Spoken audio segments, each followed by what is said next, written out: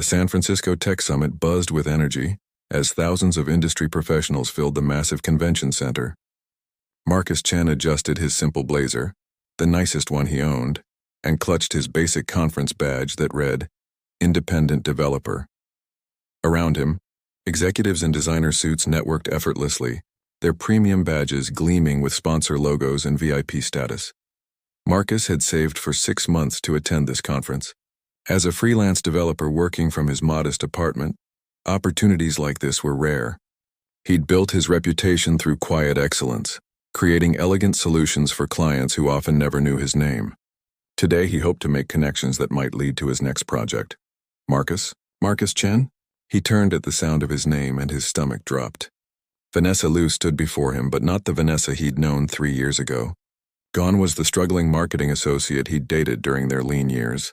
This Vanessa wore a $1,000 suit, carried herself with practiced corporate poise, and had a badge marking her as senior director at Tech Vision Industries, one of the biggest players in the field.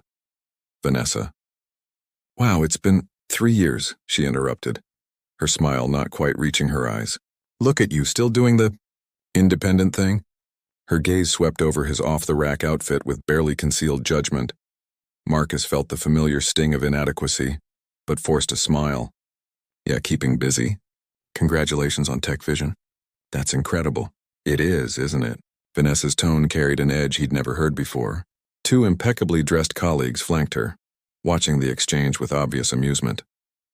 We're actually unveiling something major today. Revolutionary, really. But you wouldn't understand. It's corporate-level innovation, not exactly freelancer territory. The words landed like calculated blows. Marcus remembered late nights when they'd shared dreams over cheap takeout, when Vanessa had called his coding skills magical and believed in his vision. That woman seemed to have vanished entirely. Well, Marcus began, but Vanessa wasn't finished. You know what, Marcus? I'm glad I ran into you. Her voice rose slightly, drawing attention from nearby attendees. You're actually the perfect example of something I tell my team all the time. Some people are meant to stay small. They're comfortable in their little worlds, never taking real risks, never playing in the big leagues. She gestured around the convention center. And that's fine. The world needs small players, too. They do the grunt work while people like us create actual change. Her colleagues laughed, sharp, excluding sounds that made Marcus's face burn. He noticed other people turning to watch, some with pity in their eyes, others with the morbid curiosity of witnesses to social carnage. Too small for the real world. Marcus, Vanessa continued, her smile now openly cruel. That's what you are. That's what you'll always be. I'm honestly embarrassed I didn't see it sooner. Thank God I upgraded. She linked arms with one of her colleagues, a polished man whose smirk made Marcus's fists clench involuntarily. Vanessa, that's unnecessary. Marcus started, but she was already turning away. Good luck with your projects, she called over her shoulder, her tone making it clear she considered his work irrelevant. Try not to get too overwhelmed by the big presentations today. I know this level of innovation can be intimidating for people like you. The small crowd that had gathered dispersed with uncomfortable murmurs. Marcus stood frozen, humiliation washing over him in waves. He'd faced rejection before, dealt with setbacks and struggles, but this public dismissal cut deeper. Vanessa hadn't just insulted his career. She'd tried to erase his worth as a person, to cement him as a cautionary tale in front of his peers. He checked his phone, considering leaving entirely. But his eye caught the schedule. Tech Vision's keynote presentation was in 2 hours. Revolutionary product unveiling, the description promised. Despite everything, his curiosity stirred. He'd always been fascinated by innovation, even when it came from people who looked down on him. Marcus made a decision. He'd stay. He'd watch Vanessa's company present their revolutionary product. Then he'd leave this conference, return to his small apartment and his supposedly small life, and figure out how to rebuild his shattered confidence. He had no idea that in 2 hours, small would become the last word anyone would use to describe him. The main auditorium filled rapidly, the energy electric with anticipation. Marcus found a seat near the back, still stinging from Vanessa's words but unable to shake his professional curiosity. Around him, hundreds of industry professionals chatted excitedly about Tech Vision's mysterious announcement. The company had been teasing this unveiling for weeks, and rumors had reached fever pitch. The lights dimmed and Robert Chen, no relation, Marcus always had to clarify, TechVision's charismatic CEO, strode onto the stage to thunderous applause. A massive screen behind him displayed the TechVision logo, pulsing with sleek animations. "Thank you for being here," Robert's voice boomed through the speakers. "Today we're not just launching a product, we're introducing a paradigm shift in how humans interact with technology." Marcus leaned forward despite himself. Whatever his personal feelings, he respected genuine innovation. For 2 years, TechVision has been developing Project Harmony, an AI-assisted platform that doesn't just respond to users. It anticipates their needs, learns their patterns, and creates seamless integration across all aspects of their digital life. Robert paused for effect. But here's what makes it truly revolutionary. We're making it accessible, not just for corporations or tech giants, but for individuals, small businesses, everyday users who deserve cutting-edge technology without cutting-edge prices. The audience murmured appreciatively. Marcus felt a flicker of something. Not quite recognition, but a resonance with the philosophy being described. "Now, I could stand here and explain the technology," Robert continued, "but that would be boring. Instead, let me show you what Project Harmony can do. 6 months ago, we commissioned a demo video to showcase our vision. We needed something that could capture both the technical brilliance and the human element of this platform. We went through dozens of professional firms, agencies that charged 6 figures for concepts that felt corporate, soulless." Marcus's heart began to race. The timeline matched.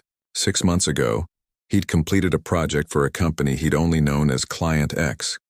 A confidentiality agreement had prevented him from knowing the end client. He'd been hired through a third-party agency to create a demonstration video for an AI platform. The specifications had been vague, but the creative freedom had been absolute. Then our VP of marketing made a suggestion, Robert said, and Marcus saw him gesture toward the front rows. She said we needed fresh eyes. Someone outside the corporate bubble, someone who could see the technology through a user's perspective, not a boardroom's. Vanessa. It had to be Vanessa. Marcus's mind raced. 6 months ago was before she'd been promoted to senior director. Had she been the one who'd recommended him? No, that made no sense. Why would she hire her ex-boyfriend, especially when their breakup had been her choice? Her decision that he wasn't ambitious enough for her rising trajectory. What we got, Robert continued, his voice rising with genuine enthusiasm, was something magical. A piece of work so compelling, so perfectly aligned with our vision, that it didn't just sell our product, it defined it. This video has been viewed internally at TechVision over 10,000 times. It's been our North Star, our reminder of why we built Project Harmony in the first place. The screen behind him went black. The audience fell silent. Before I show you this video, I want to talk about the creator. When we asked for his credentials, you know what he sent? A simple portfolio and a note that said, "Judge me by the work, not the resume."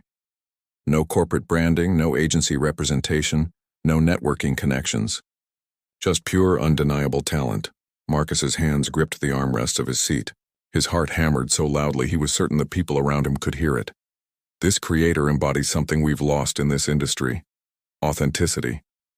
The understanding that technology should serve humanity, not complicate it. That innovation means nothing if it doesn't connect with real people's real lives. In the front section, Marcus could see movement. Vanessa was leaning toward her colleague, saying something urgently. Had she realized? Did she know? 6 months ago, we paid what we thought was a modest sum for this video, $25,000. Today, after agencies have seen it, after competitors have tried to replicate its impact, we've been told this work is worth 10 times that amount, maybe more. $25,000, the biggest payday of Marcus's career. The project that had let him finally upgrade his failing laptop and pay off his credit cards. He'd spent 3 weeks on it, pouring every ounce of creativity and technical skill into those 3 minutes of video. He'd never known if the client had even liked it. The creator's contract included anonymity per his request, Robert said. But today, with his permission granted just this morning via email, I'm going to show you his work. And then I'm going to tell you his name. The auditorium held its collective breath. Marcus felt dizzy, reality tilting around him. This morning's email, he'd responded to what he'd thought was a routine permission request from his former agency. authorizing use of his work in a public presentation. He hadn't realized the scale. "Ladies and gentlemen," Robert said, his voice filled with genuine reverence, "I give you the video that changed TechVision's future." The screen blazed to life, and Marcus watched his own work play before thousands of industry professionals. The video he'd created in his cramped apartment, fueled by coffee and creative vision, now displayed on a scale he'd never imagined. The auditorium transformed into a canvas of light and emotion as Marcus's video played. It opened with a single human hand reaching toward a fractured digital interface. Broken code, scattered pixels, chaos. Then seamlessly the chaos began to reorganize itself, not through force but through understanding.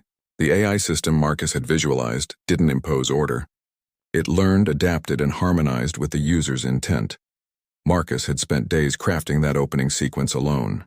He'd used a combination of particle effects, neural network visualization, and human-centric imagery that he'd rendered on his modest setup during countless sleepless nights. The video flowed like poetry, showing a busy parent managing schedules, a small business owner coordinating inventory, a student overwhelmed by research, all finding clarity through technology that felt less like a tool and more like a thoughtful companion. The soundtrack he'd composed, a simple piano melody that built into a full orchestral piece, swelled through the speakers. He'd hired a musician friend for $200 and spent his own time mixing it until every note felt inevitable. The video showed Project Harmony not as a product but as a bridge between human chaos and digital potential. Around Marcus, he heard gasps, murmurs of appreciation. Someone in his row whispered, "This is incredible." The 3-minute video felt both intimate and epic, technically brilliant yet emotionally resonant. Marcus had achieved what corporate agencies often couldn't. He'd made technology feel human. The screen faded to black with a simple message. Technology should understand us. Project Harmony. The TechVision logo appeared, subtle and elegant. The auditorium erupted in applause. Robert Chen stood beaming. "That, ladies and gentlemen, is the standard we set for ourselves. That is the vision that guided every decision in Project Harmony's development." He waited for the applause to die down. "Now I promise to tell you who created this masterpiece." In the front rows, Marcus could see Vanessa sitting rigid, her face pale even from this distance. She was staring at her phone, typing frantically. "The creator is here today," Robert announced, and Marcus felt his breath catch. "When I learned he'd be attending this conference, I invited him to join us on stage. Unfortunately, he declined. He's quite modest about his work, but he gave me permission to share his name and his story." Marcus's phone buzzed in his pocket. A text from an unknown number. "Please tell me you're not who I think you are, please. V." "His name is Marcus Chen," Robert declared. "An independent developer working out of San Francisco. No corporate backing, no fancy agency representation. Just pure talent and vision." The applause returned, louder this time, mixed with surprised conversations. Marcus heard his name rippling through the crowd around him as people began putting pieces together. "Marcus's work didn't just sell our product," Robert continued. "It forced us to make our product worthy of his vision. His video set a bar that made us completely redesign our user interface twice, made us simplify where we'd complicated, humanize where we'd over-engineered. In many ways, Marcus Chen didn't just create a video for TechVision. He became the conscience of Project Harmony."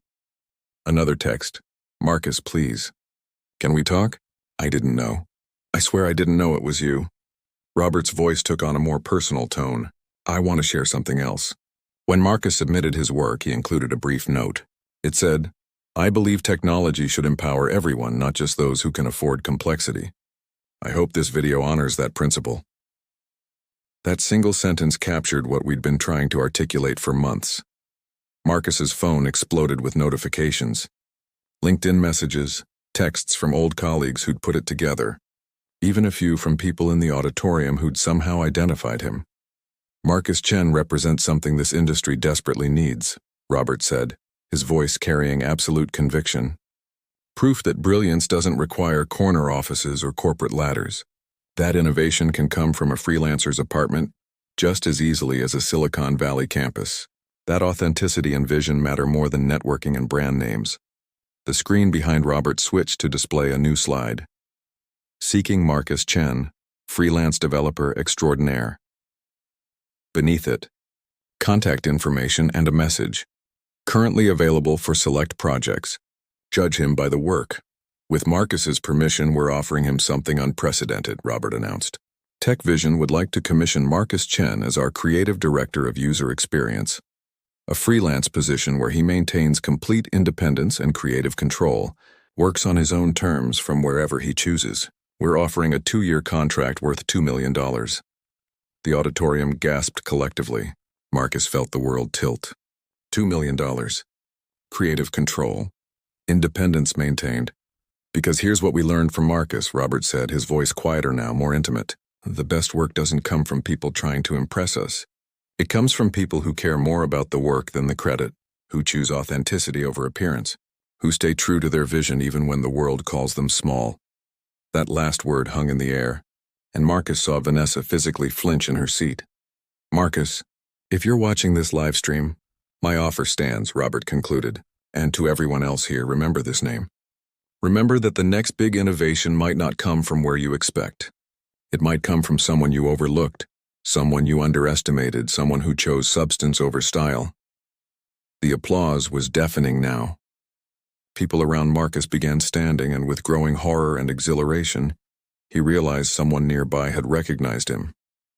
That's him, a woman 3 rows ahead shouted, pointing. That's Marcus Chen. The attention hit Marcus like a physical force. Heads turned in waves, hundreds of eyes suddenly fixed on the man in the modest blazer sitting in the back section. The applause transformed from general appreciation to directed celebration as people began to understand that the creator himself was present. Marcus stood shakily, his mind reeling. Robert Chen, seeing the commotion, smiled broadly from the stage. Ah, he is here. Marcus, please come down. Go, go! The people around Marcus urged, practically pushing him toward the aisle. His legs moved automatically, carrying him down the steps toward the stage while his brain struggled to process the last 10 minutes. The crowd's applause followed him, building as he descended. As he passed the front rows, Marcus's eyes met Vanessa's. She sat frozen, her face a mask of horror and disbelief. Her colleagues, the same ones who'd laughed at Marcus hours earlier, stared at her with dawning comprehension and barely concealed schadenfreude. Corporate circles thrived on these reversals of fortune. Robert Chen met Marcus at the stage stairs, extending his hand with genuine warmth. Marcus Chen, ladies and gentlemen. The man who made Project Harmony make sense.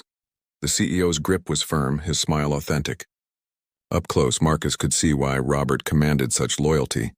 His enthusiasm was infectious, his respect apparent. I don't know what to say, Marcus managed, his voice carrying through the microphone Robert thrust into his hand. Then let me say something, Robert replied, turning to address the crowd. 6 months ago, my VP of marketing brought me a list of creators to consider for our demo video. Marcus's name was on that list, submitted by an external agency we'd hired to scout talent. The note beside his name said simply, "Unconventional portfolio, exceptional vision, works independently." We took a chance on him. Marcus's mind caught on those words. An external agency had submitted his name, not Vanessa directly. She likely hadn't even known whose work she was approving until possibly weeks later, if at all. The delicious irony wasn't lost on him. Vanessa's department had hired her ex-boyfriend without realizing it. Marcus, tell us, Robert continued. What inspired your approach to the video? Hundreds of faces watched expectantly. Marcus's throat felt dry, but his mind cleared with sudden focus. This was his moment, not for revenge, but for truth. I created that video thinking about everyone who feels locked out of the technology revolution, Marcus said, his voice growing stronger. People who are brilliant but don't have the right credentials. Small business owners who can't afford enterprise solutions. Students drowning in complexity. I wanted to show technology that serves people, not the other way around. Technology that doesn't care if you're big enough or important enough. It just works. The words big enough hung in the air with unmistakable weight. Several people glanced toward Vanessa, the gossip clearly already spreading about the earlier encounter. Robert nodded appreciatively. That philosophy is exactly why your work resonated so deeply. Marcus, I meant what I said about the creative director position. 2 years, $2 million, complete creative freedom. You work how you want from where you want. We want your vision, not your conformity. $2 million. The number still seemed impossible. Marcus's entire financial life could transform. No more worrying about rent, about whether he could afford to take creative risks, about clients who nickel and dimed him. Freedom. Marcus paused, and in that pause, he made a decision that surprised even himself. Can I take 48 hours to consider? The question drew murmurs from the crowd. Robert's eyebrows rose, but his smile widened. Absolutely. That's exactly the kind of thoughtful response I'd expect from you. My assistant will connect with you before you leave today. They shook hands again, and Marcus turned to navigate back to his seat. But as he descended the stage, his path took him directly past Vanessa's row. She stood abruptly, blocking the aisle. Her carefully maintained composure had cracked. Marcus, please. Can we talk? Privately? The entire section could hear her. Marcus stopped, acutely aware of dozens of phone cameras now pointed their direction. Every second of this interaction would be dissected on social media before the conference ended. Vanessa, he said quietly. But the nearby microphone still caught his words.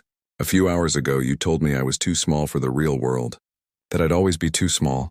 I didn't know, she started, her voice breaking. You didn't know who I was? Marcus interrupted gently. Or you didn't care until it mattered? He paused, seeing the answer in her eyes. The truth is, you were right about one thing. I do stay small sometimes. I don't chase the spotlight. I don't network obsessively. I don't measure my worth by my job title or the logo on my badge. Tears welled in Vanessa's eyes. Her colleagues had edged away, creating physical distance from the unfolding drama. But small doesn't mean worthless. Marcus continued. Small doesn't mean lacking ambition. Sometimes small just means focused, authentic. True to yourself even when the world says you should want more. Be more, prove more. His voice carried no anger, only a calm certainty he'd found in the last 10 minutes. I don't need to be big in your world, Vanessa. I just need to be real in mine. He stepped past her, and this time she didn't try to stop him. The section erupted in applause, not mocking but supportive, the crowd recognizing grace under pressure. Marcus made it back to his seat as Robert Chen concluded the keynote, but he barely heard the rest. His phone continued exploding with messages. Job offers, interview requests, speaking invitations. His LinkedIn notifications exceeded 1,000. The freelancer who'd been invisible that morning was suddenly the most sought-after name in the auditorium. An older developer sitting next to Marcus leaned over. I've been in this industry 30 years, he said quietly. That was the classiest takedown I've ever witnessed. You didn't destroy her, you just showed her who you are. That's more powerful. Marcus nodded, still processing. Across the aisle, he noticed other independent developers watching him with something like hope in their eyes. He realized his moment on that stage hadn't just been about him. It had validated everyone who'd chosen unconventional paths, who'd prioritized craft over career climbing. As the keynote concluded and people began filing out, Marcus received a text from an unknown number. This is Robert Chen's assistant. Mr. Chen would like to invite you to dinner tonight. No pressure regarding the position. Just two professionals talking. Are you available? Marcus looked around the auditorium, at the industry that had seemed so intimidating that morning, at the people now looking at him with respect rather than dismissal, at Vanessa sitting alone in her row, staring at her phone with devastated realization. He typed back, Yes, I'm available. Thank you. The conference had 6 more hours. Marcus decided to stay for all of it. 3 days after the conference, Marcus sat in his apartment, the same modest space that had seemed so inadequate when compared to Vanessa's corporate success, but now felt different. Not bigger, but truer, more his. The morning light streamed through windows he'd never bothered to appreciate before, illuminating his setup of mismatched monitors and secondhand furniture that had birthed million-dollar work. His laptop pinged with another notification. Since the conference, the deluge hadn't stopped. Interview requests from Forbes, TechCrunch, and Wired. Partnership offers from agencies that would have ignored him a week ago. Speaking invitations from conferences he'd once only dreamed of attending. His inbox had become a testament to how quickly the industry's perception could shift. But the message that caught his attention wasn't from a journalist or recruiter. It was from Vanessa. Marcus, I know I have no right to ask for your time, but I need to say something that won't fit in a text.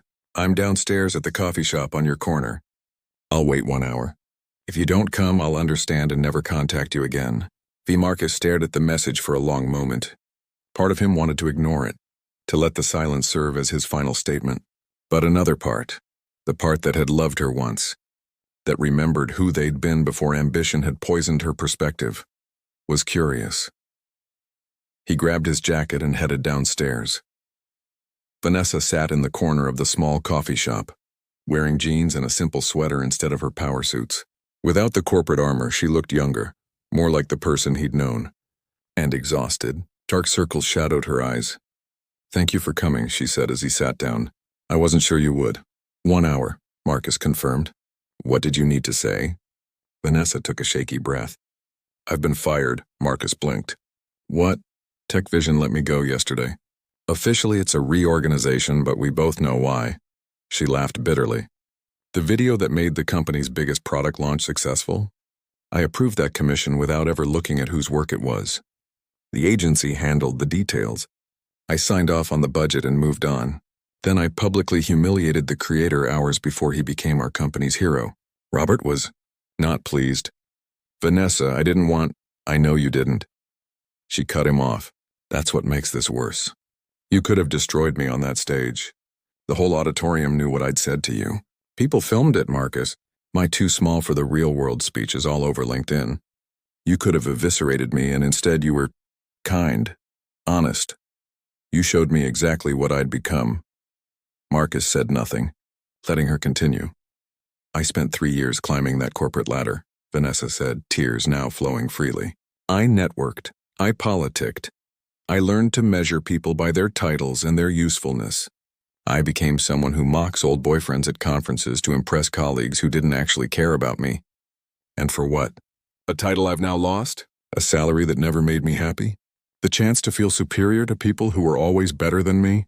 "You weren't always like this," Marcus said quietly. "The person I dated believed in creating things that mattered." "I forgot that person," Vanessa admitted. "I forgot what we used to talk about.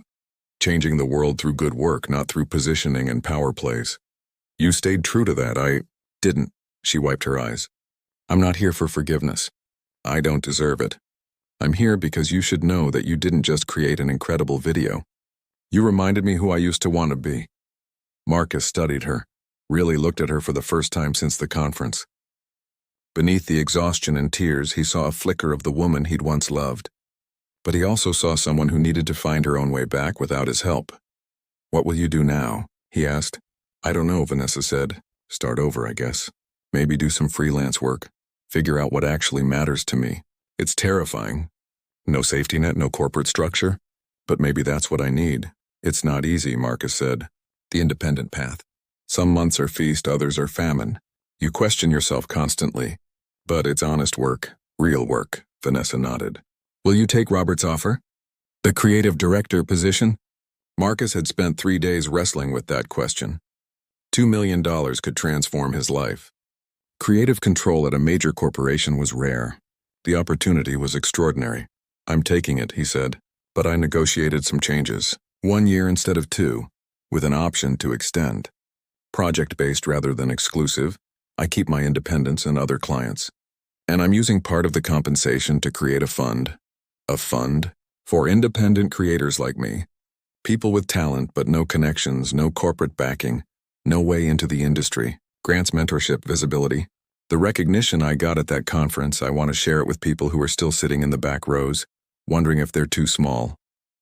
Vanessa smiled, genuine and sad. "That's perfect. That's so perfectly you." They sat in silence for a moment, coffee cooling between them.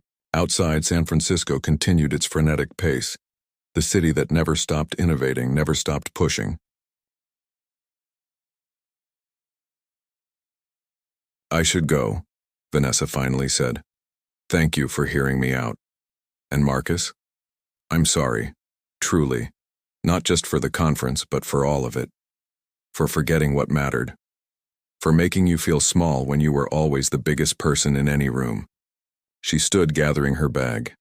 Marcus watched her move toward the door, this woman who'd once been his future, now a bittersweet part of his past. "Vanessa," he called out. She turned. "The independent path, if you decide to take it, It helps to have people who understand it. If you ever need advice or just someone who gets it, my number hasn't changed." Her eyes welled again.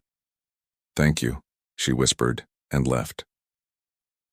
Marcus returned to his apartment an hour later. His phone showed missed calls from Robert Chen's office, probably wanting to finalize contract details. Messages from reporters, an email from Stanford asking if he'd speak to their design students. But before responding to any of it, Marcus opened his laptop and began sketching ideas for the Creator Fund. He thought about all the talented people, working in coffee shops and cramped apartments, pouring their souls into work that might never be seen. People who needed not just money but validation, recognition that their path was legitimate. That small didn't mean insignificant. His phone rang. Robert Chen himself. "Marcus, have you seen the numbers? Project Harmony's pre-orders exceeded projections by 300%. Your video is being called the most effective product launch in tech history.